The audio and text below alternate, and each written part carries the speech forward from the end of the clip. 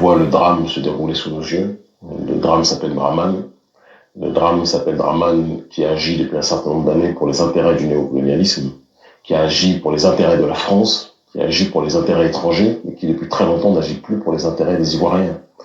Non, c'est faux. Le drame de l'Afrique, ce n'est pas Ouattara. Le drame de l'Afrique, ce n'est pas Paul Biya. Ce n'est pas Bongo. Non. Le drame de l'Afrique, ce sont les citoyens africains eux-mêmes qui ne comprennent rien. Comme il dit Kémy Séba lui-même, Ouattara c'est un pur produit d'oligarchie occidentale. Donc, ces gens-là ont été placés. Et souvent, on les appelle des marionnettes. Et une marionnette n'agit pas. Une marionnette ne peut rien faire. On peut virer un Ouattara, mais il sera remplacé par un autre Ouattara. Non.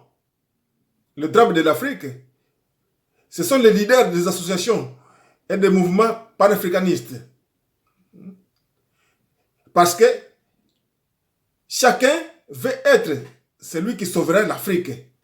Et tout seul. Surtout, pas quelqu'un d'autre. Même s'il n'en a pas les moyens. Lors du sommet Russie-Afrique, j'avais dit que c'était une erreur, une mauvaise idée. Donc qu'on faisait une fausse route.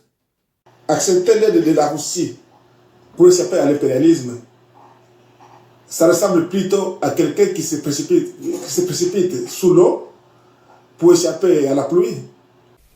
Parce que demain, si ça tourne mal, celui qu'on est allé voir pour sauver l'Afrique, s'il devient l'occupant, comment on va faire?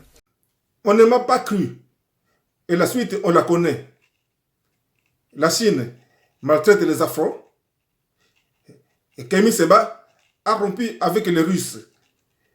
Parce qu'il s'est rendu compte qu'il était en train de mettre l'Afrique en danger. Comme je le craignais. Donc tout m'a donné raison. Alors que l'Afrique entière y croyait. Aujourd'hui, on a besoin de Poutine. On a besoin de Poutine. Poutine vient au secours pour aider les Maliens. Lors depuis 2012. Nous sommes complètement désespérés et nous demandons l'aide de tout pays qui puisse intervenir. Et puisque la Russie, c'est notre ancien ami, puisque la Russie, c'est le premier ami du Mali à l'entrée de l'indépendance, donc nous nous retournons aujourd'hui pour demander cette relation avec la Russie pour renforcer l'intervention militaire au sol et dans l'air et surtout les renseignements. Maintenant, après une désillusion pareille, après s'être trompé de la sorte, la moindre des choses, c'est de se tourner vers celui qui s'était rendu compte du danger en amont et savoir qu'est-ce qu'il propose. Mais non, chacun continue de faire cavalier seul. Comme ils le disent, ils veulent combattre l'oligarchie occidentale. Mais quand on dit oligarchie occidentale, ce n'est pas une seule personne. Ce n'est pas un seul pays.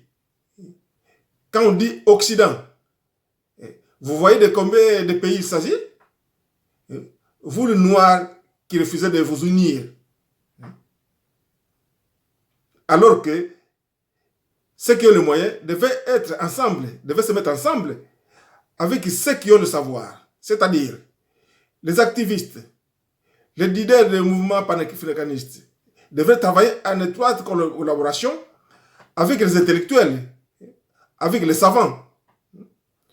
Parce que beaucoup ont des idées, ont de bons arguments, mais ils ne sont pas connus, ils ne passent pas dans les médias, alors qu'ils ont peut-être la clé et la solution.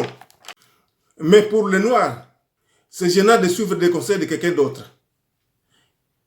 Il ne faut surtout pas que l'idée vienne d'une autre personne que soi. C'est ça le drame de l'Afrique. C'est l'ego. C'est le manque d'unité.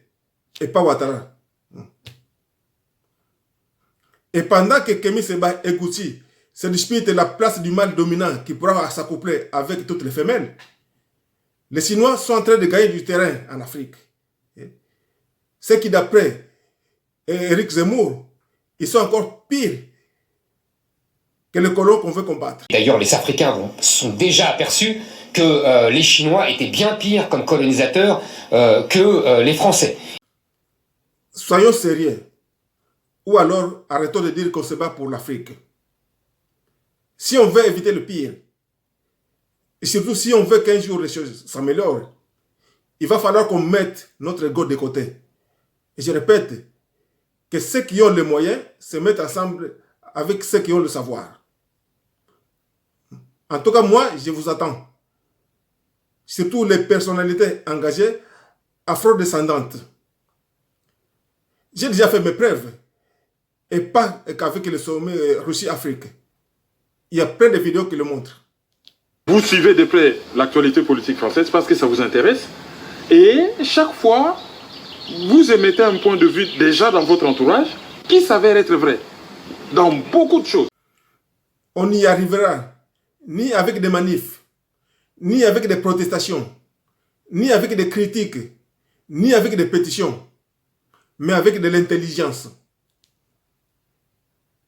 Merci.